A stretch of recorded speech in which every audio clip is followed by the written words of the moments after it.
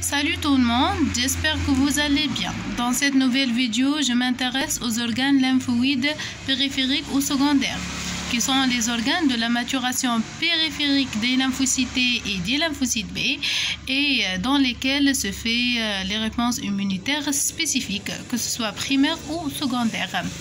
Tout d'abord, je m'intéresse aux structures des organes lymphoïdes systémiques ou encapsulés, tels que le ganglion lymphatique et la rate. Par la suite, je vais parler des structures des tissus lymphoïdes associés aux muqueuses, qui sont les maltes. Passons maintenant aux organes lymphoïdes périphériques OLP. Ce sont des organes structurés et encapsulés, c'est-à-dire présentent une capsule conjonctive à l'extérieur. La rate et le ganglion lymphatique et les formations lymphoïdes plus ou moins diffuses associées aux muqueuses, les maltes, puis une mucosa associée aux lymphoïdes tissus. Alors, au niveau de ces organes, les lymphocytes immunocompétents vont rencontrer l'antigène étranger grâce bien sûr aux récepteurs acquis dans les organes lymphoïdes centraux, la moelle osseuse pour les lymphocytes B et le thymus pour les lymphocytes T. N'oubliez pas qu'ils sont des lymphocytes immunocompétents, c'est-à-dire sont capables de reconnaître n'importe quel antigène grâce aux récepteurs qui l'acquisent. Ok? Donc, après la rencontre l'antigène étranger, l'initiation des réponses immunitaires immorales, c'est-à-dire par l'intermédiaire des cytokines, et cellulaires spécifiques, c'est-à-dire par l'intermédiaire des autres cellules immunitaires. Parce que la réponse immunitaire implique les lymphocytes, oui, mais aussi les macrophages, les cellules dendritiques, les plaquettes, toutes les cellules du système immunitaire qu'on a déjà vues sont impliquées dans les réponses immunitaires. Ils vont subir la maturation périphérique, l'acquisition d'autres fonctions, l'acquisition d'autres marqueurs phénotypiques, etc.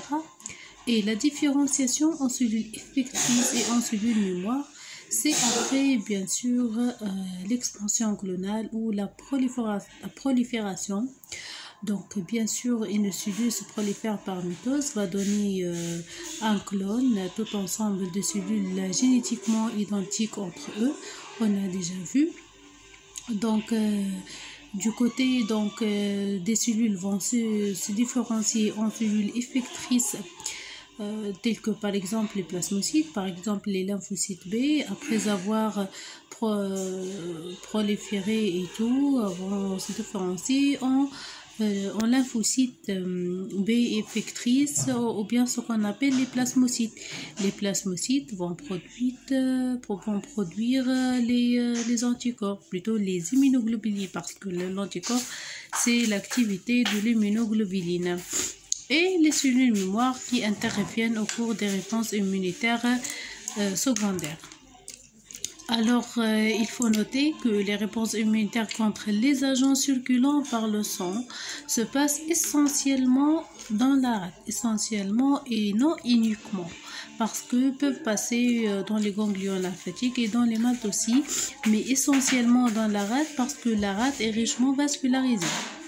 Les réponses immunitaires contre les antigènes circulant par la lymphe se passent essentiellement dans les ganglions lymphatiques. C'est la même remarque, mais à l'inverse parce que les ganglions lymphatiques sont richement vascularisés par la lymphe. D'accord ? Les maltes réagissent contre les antigènes qui pénètrent par les barrières muqueuses, bien sûr, parce que les maltes, tout ce qui est formation lymphoïde associée aux muqueuses. Donc, c'est pas un organe, mais tout ce qui est associé aux muqueuses. Donc, bien sûr, elles vont réagir contre les antigènes qui pénètrent par les barrières muqueuses, par la bouche, par les fénères, etc.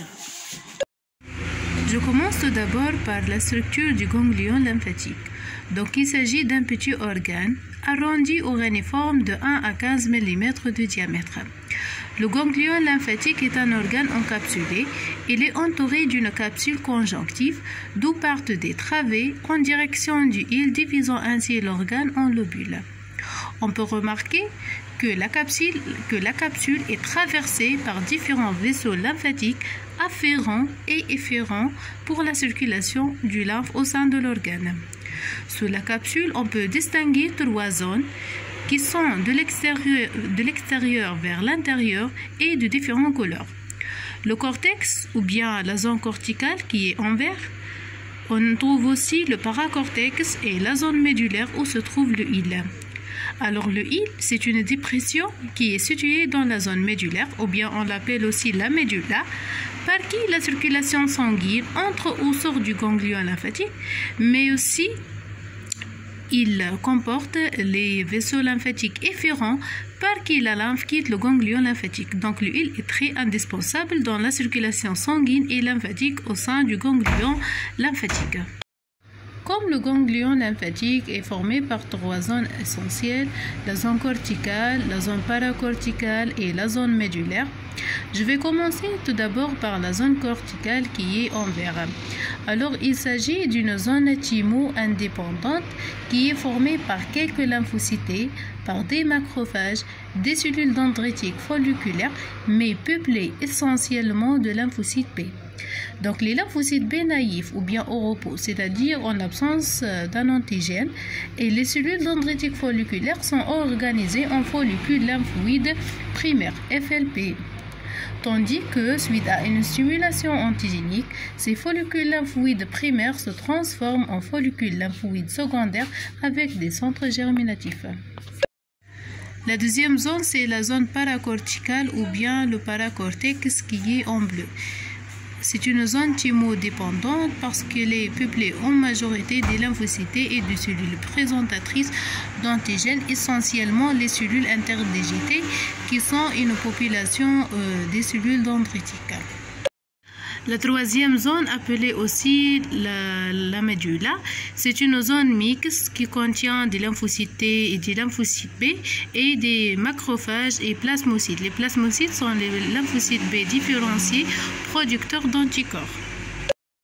Cette zone contient des cordons médulaires qui sont des extensions du tissu lymphoïde cortical vers l'intérieur de la glande et de nombreux sinus lymphatiques traversés par des fibres réticulaires entrecroisées agissant comme un filtre pour la lymphe parce que, comme j'ai déjà parlé, que le hile qui est situé au sein de cette zone médulaire est indispensable pour la circulation lymphatique et la circulation sanguine. Donc maintenant, on va voir la structure de la rate, l'organe lymphoïde périphérique secondaire, de la maturation des lymphocytes T et lymphocytes B pour le déclenchement des réponses immunitaires spécifiques, primaires et secondaires aussi. Alors sa structure se ressemble à la structure du ganglion lymphatique. La seule exception, c'est que la rate ne contient pas l'irrigation lymphatique.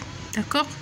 Donc, mais elle est très fortement irriguée par le sang.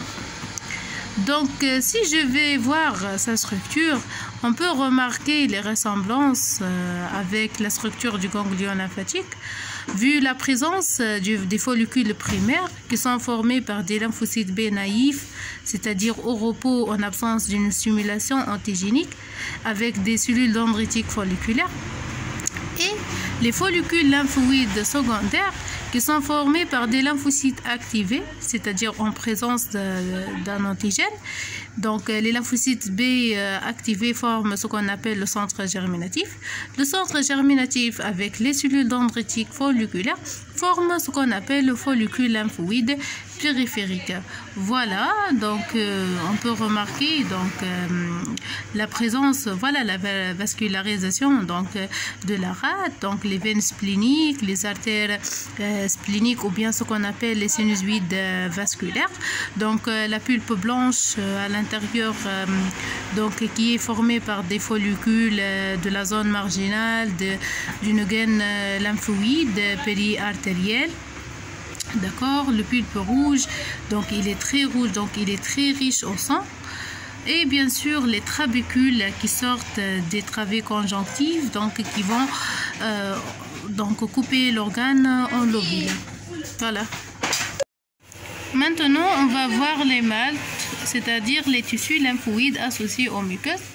En fait, les épithéliums muqueux sont les principaux sites d'entrée pour la plupart des agents pathogènes. D'ailleurs, plus de 50% des tissus lymphoïdes sont associés aux revêtements cutano-muqueux, tels que la peau et les muqueuses. On a les saltes pour les tissus lymphoïdes associés à la peau. On a les galtes pour les formations lymphoïdes associées au tube digestif. Les baltes pour les formations lymphoïdes associées au tractus respiratoire au niveau des poumons. On a les taltes pour les tissus lymphoïdes associés aux trompes de Stache. Et finalement, les naltes, ce sont les tissus lymphoïdes associés aux amygdales ou bien nasal associated lymphoid tissue.